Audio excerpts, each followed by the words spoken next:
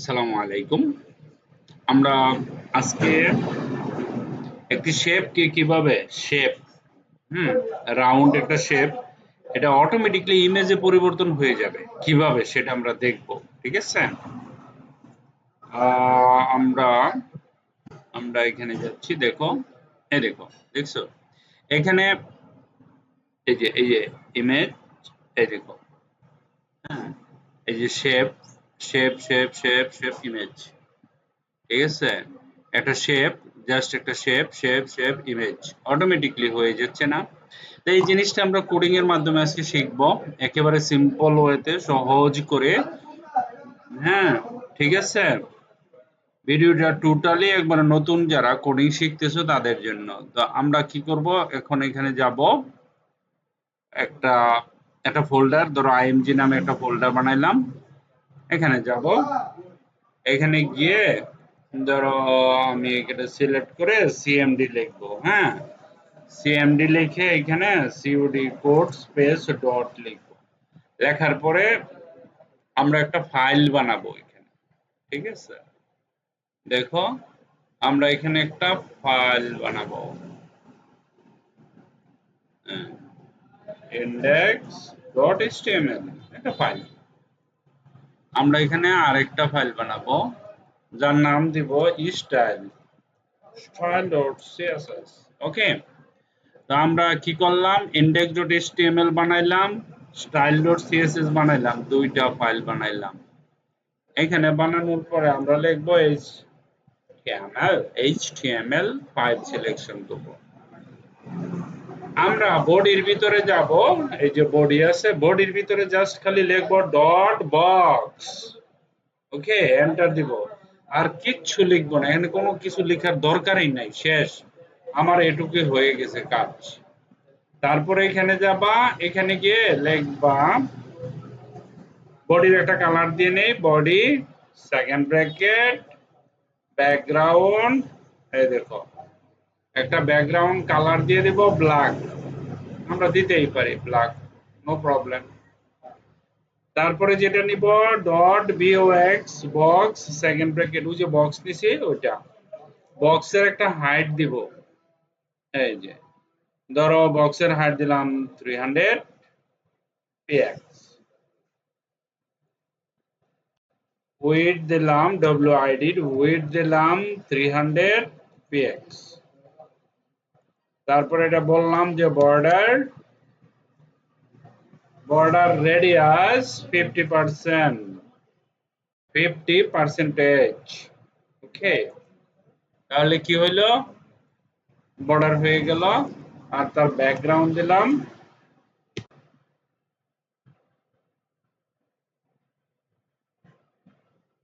এনে ব্যাকগ্রাউন্ড লিখবা।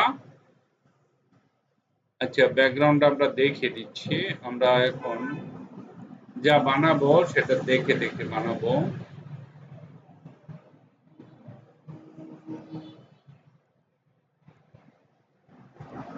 আমরা এখানে যাই, রাইট ক্লিক করি,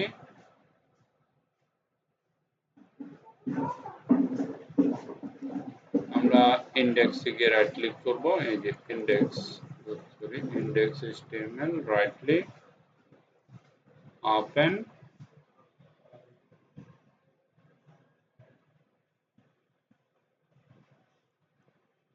এখানে যাব, এটাতে যাব, এটাতে যাব।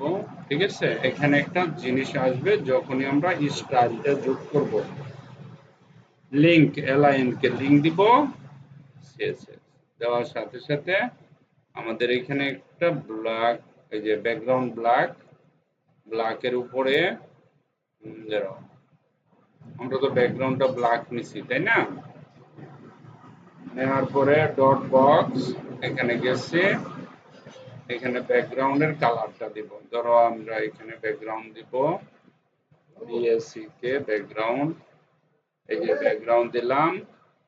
তারপরে রেডিয়ালটা নিব, হ্যাঁ, রেডিয়াল নিলাম, দেখো রেডিয়ালে নিয়ে এখানে লিখবো আরইডি রেড কমা ইয়েলো ও ডব্লিউ ইয়েলো কমা, দেখো আইসা পড়ছে, দেখছো, ইয়েলো কমা দিলাম। তারপর আরেকটা লিখবো, ধরো ব্ল্যাক লিখতে পারি না গ্রিন,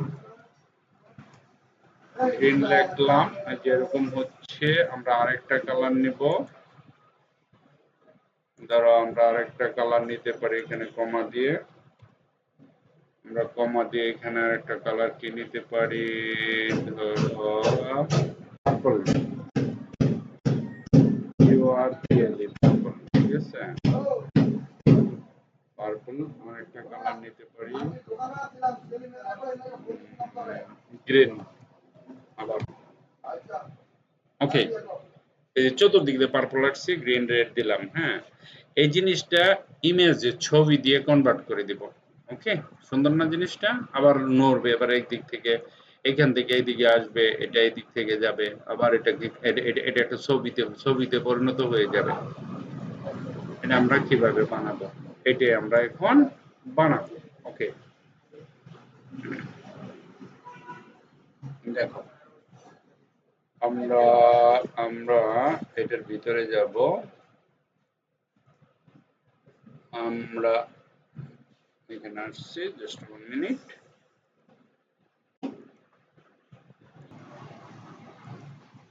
ওকে, এখানে আমরা লিখব অ্যানিমেশন নেম, ANI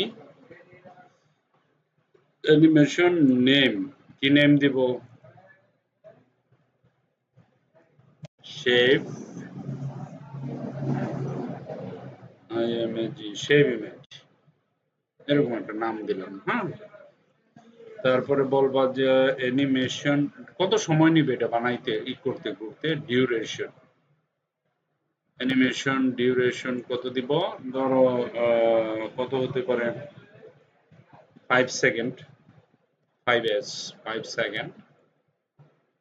তারপর আমরা কি করতে পারি, animation iteration, iteration count, infinite, ঠিক আছে, এটা দিলাম। এখন এখন একে মুভিং করাবো। মুভিং করালে আমাদের সবচেয়ে ইম্পর্টেন্ট একটা কিওয়ার্ড দিতে হবে, কি ফ্রেম, ঠিক আছে, কি ফ্রেমস দিবা, নামটা দিবা এপি, শেপ IMAGE, ইমেজ, ঠিক আছে, সেকেন্ড ব্র্যাকেট, এন্টার দিলাম, ঠিক আছে। এই যে শেপ IMG দিলাম, দেওয়ার পরে এখানে 0% দিবা, দিয়ে একটা সেকেন্ড ব্র্যাকেট দিবা, আবার এটার ভিতরে, তারপরে এখানে এটাকে কন্ট্রোল সি দিয়ে কপি করে এখানে নিচে পেস্ট করে দিবা, বা আবার লিখবা দ্বিতীয়বার, উপরে থাকবে 0, নিচে দিবা 100, ঠিক আছে, 100%। তার ভিতরে হবে, আমরা এটাকে কপি করে দিতে পারি, এই যে এটা, হুম, এই যে উপরের যে এটা আছে না, এটা আমরা কপি করে দিব, দাঁড়াও বড় করি, এই যে এখান থেকে এতটুকু পর্যন্ত আমরা এটাকে কপি করে দিব, কন্ট্রোল সি দিয়ে কপি করলাম, করে এই যে 0 এখানে দিয়ে দিব। ওকে, কেন দিব, দেওয়ার পরে আমরা যেটা করব, এখান থেকে আমি একটু বড় করি, নিচে আসো, লেখো মার্জিন লেফট,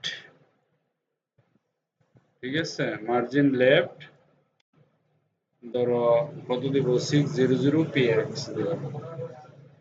হুম, বাস কাজ হয়ে গেছে, মুভিং, মার্জিন লেফট দিয়ে দিলাম 300, ঠিক আছে, মুভিং তো হচ্ছে, মুভিং হচ্ছে তো।